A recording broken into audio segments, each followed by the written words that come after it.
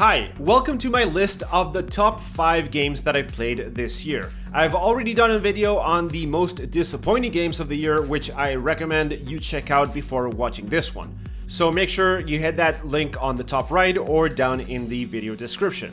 I'm not doing a top 10 because I think my top 5 games are way better than anything that I could come up with for the bottom 5. So instead of having a list of incredible games with some not so good ones, I'm just gonna go for a list that I feel quite strongly about. Alright, without further delay, here's the list. Now to be fair, there are 2 games that almost made the list but didn't quite cut it. Hades and Doom Eternal. A lot of people will have either of these games as their best game of the year, so let me explain why that is not the case for me. Doom Eternal is pretty awesome, but it's a very repetitive game with a really underwhelming third act. The nature of the way that the game is designed leaves little room for creating unique encounters and instead relies on repeating the same thing over and over again with very little changing except for the layout of the closed arena that you get to fight in and the amount and type of enemies. Yes, it's fun, yes, it's good, but it also drags on for way too long and lacks variety. Hades is being praised by a lot of journalists as the game of the year, and I strongly disagree. Don't get me wrong, it's an awesome game, especially in terms of the writing, the voice acting, and the overall style. The way the repetitive nature of it being a roguelike is woven into the story in a very unique way, and the combat system is pretty good, but I think it is somewhat broken in a way that makes it less fun the more you break it, which is kind of the opposite of what you want. I'm not gonna go into the details, but the way skills and weapons work in the game essentially creates a scenario where you can power up a specific type of attack, making it way stronger than any of your other attacks, so essentially you are encouraged by the game's systems to make that one attack even stronger and just spam it through every encounter that you face, because that's way more effective than just, going for a more balanced approach at making all of your attacks strong. This being a game fundamentally based on repetition, that's a pretty bad flaw in the way that combat is designed, having to repeat the same attack as the most effective thing. And that is one of the reasons why it doesn't make the cut for this list. Alright, moving on to the countdown. At number 5, Final Fantasy VII Remake. I remember the day that I first played Final Fantasy VII on the PlayStation. I played for 13 hours straight. I was in absolute awe at how incredible the graphics were, how good the game was, the story, the characters, and the music. Oh my god, the music was incredible. I don't think any other game has had as big of an impact on me on day one. You have to remember that this was the start of the 3D era of gaming, and it was a huge deal. So 23 years later, we get this remake. Graphics are mostly incredible. I made a video because there are some serious issues in some areas, but more than anything, the combat system is... Okay, some of you might think that I'm crazy for saying this, but the combat system is the best of any RPG game ever. It is just absolutely sublime. So let me explain why that is. The gist of it is that every enemy has a stagger meter, which once you get it full allows you to deal massive amounts of damage to them. Well, that's nothing new, right? Well, the way you actually fill the stagger gauge is different for each enemy. Sometimes it might be attacking with an element that they are weak to, sometimes it's attacking them from behind, and stuff like that. And again, you might think, but Mono, a lot of games are like that. And yes, that's true, but Final Fantasy VII Remake takes it a step further. For example, some enemies might need to be parried and then hit to fill the gauge. Others you might need to hit while they are performing a specific animation. Some you need to dodge at the last second. The sheer amount of variation puts games like Hades to shame, for real. It is a spectacular combat system. Whoever designed it needs to earn like a combat system trophy award of some kind. Let's just call it the Crane Award for combat design. And also the way the combat just looks and the way you lock onto targets, the fact that you can keep up with the action and understand what's going on, the visual style, everything is just incredible. Add to that the best voice acting that I've ever seen in a Japanese game by quite a long shot, and a incredible remix of the old soundtrack, and you've got yourself a brilliant game that somehow managed to live up to expectations. Yes, it's not perfect, it has a lot of pacing issues and side quests that are, your run-of-the-mill fetch quests, but the combat is just so good that you just never get tired of it. That's why it earns a spot in my list. I had a ton of fun playing this game. Alright, number 4. Spider-Man Miles Morales. Considering the previous Spider-Man game is one of my favorite games of all time, it's hardly surprising that Miles made its way onto this list. Everything that was really cool about the full-fledged PS4 title, can we say classic now that it's like the last generation? Let's just say classic. Everything that was cool about the PS4 classic is just better in this one. The combat system, the moves, the animations, the finishers, all of it. And everything that sucked about the last game is completely gone. No boring stealth sequences, no repetitive side quests, no annoying supervillains. Yeah, I don't know who invented Screwball, but oh my god. Well, they basically cut all the fat, and what you're left with is a nearly perfect experience from start to finish.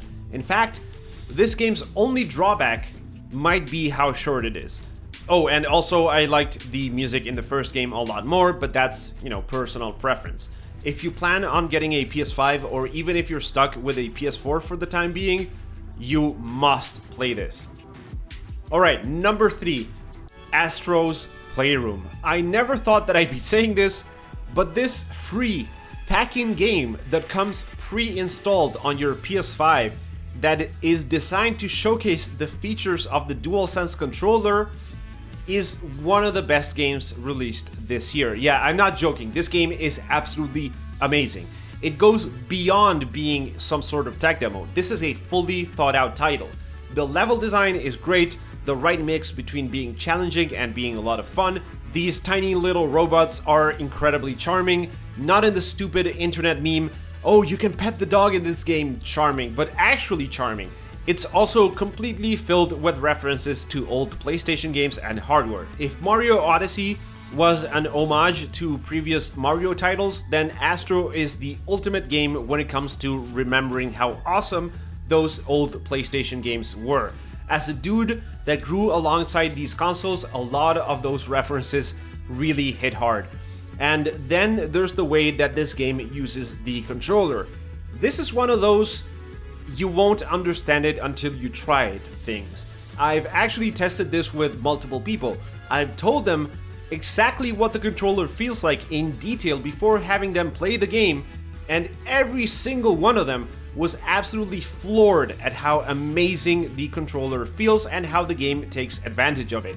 Walking on metal makes the controller cling and clang, wind feels like it's actually pushing you and hitting you with small pieces of debris. It is just absolutely incredible. But maybe more importantly, there are very few games out there that have made me feel like a kid again, discovering something for the first time. It's something that I see often with my kids and that adults really rarely get to experience because we know what to expect from things. Astro made me feel like a little kid. It made me smile out of the sheer delight of what I was experiencing. The only games that I remember in recent memory that have made me feel like that are Mario Odyssey and Breath of the Wild, and let me tell you, that's a good couple of games to get associated with. Alright, number 2, Hell Let Loose. Hell Let Loose isn't actually out yet, it's still on early access, but oh man, did I have fun playing this game this year. This is a PC-only first-person World War II game that strikes an incredible balance between being a hardcore military sim-like game and a Battlefield-like casual experience. The shooting is awesome, the level design is just absolutely incredible. Maps feel like pieces of landscape taken from like real-life locations. Team communications and cooperation is everything, but you can still Rambo your way into enemy territory and decimate scores of enemies. Throughout 2020, it's received some major updates that have improved animations, sound effects, added new vehicles, and improved the performance and graphics. It still has some way to go until it's in a state where you would call it a finished game, but not in the way that you might imagine. You can play this for hours and hours without running into issues or even thinking about the fact that it's an early access game. What's missing is mostly the developers dialing in the metagame, perfecting stuff like vehicles, loadouts, weapon balance, making the game run better, that type of thing. This is an incredible game, one that I want to keep playing next year and see evolve and get better over time. Alright, now we get to the big one. Number 1. It's kind of obvious now, right? This is Ghost of Tsushima. What a incredible game, man. Holy shit. I don't even know where to start with this one. So let's start with the looks. Ghost of Tsushima is one of the most visually stunning games ever released. I'm dead serious. There's a lot of open world games out there that have really good graphics. Games like Red Dead Redemption 2, GTA 5, the Assassin's Creed games, and more. Games that look incredibly realistic, gorgeous looking games. But Ghost of Tsushima looks like a painting. Ghost of Tsushima looks incredible all the time. The contrast, the colors, the trees, the grass, the way you gallop through the world, the way the game slows down when you parry an attack, it is just absolutely jaw-dropping. It looks so good.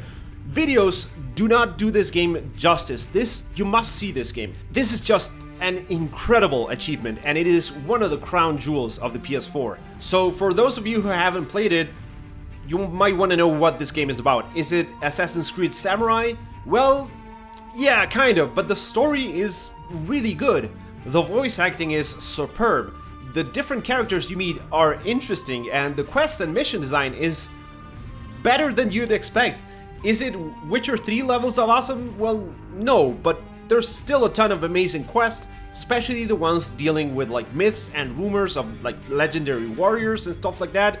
Speaking of which, the multiplayer mode called Ghost of Tsushima Legends that was added some months after the release is just the best DLC ever added to a game, period. I am not kidding. It is a co-op loot-based game featuring unique co-op missions, a survival mode, and a raid, and it is all top-notch because the combat system that it shares with the main game is just spectacular. At its core, it revolves around different stances, which are effective against specific enemy types. It's a simple concept, but it adds much needed depth to the genre, which isn't really known for having, stellar melee combat. Well, Ghost of Tsushima definitely does. This game really has it all. It's a better co-op multiplayer game than Anthem, Destiny, Fallout 76, and Marvel's Avengers. It has the best melee combat ever in an open world game. It has a great, touching story with the level of quality that you've come to expect from PlayStation titles. It has a ton of side content for the achievement hunters out there, and as a power fantasy, oh man, it excels at just pumping you up with new weapons and skills to the point that by the end of the game, you're like a Batman samurai murder dude that is it just feels amazing to play. Well done, Sucker Punch. Well done. I cannot see what you guys will cook up next.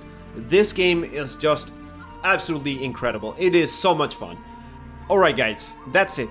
That's the list, my list. But what about you? What are your top 5 games of the year? Let me know what you think down in the comments section. If you enjoyed this video, then please consider subscribing to the channel for more. And as always, thank you for watching, and I will catch you in the next one.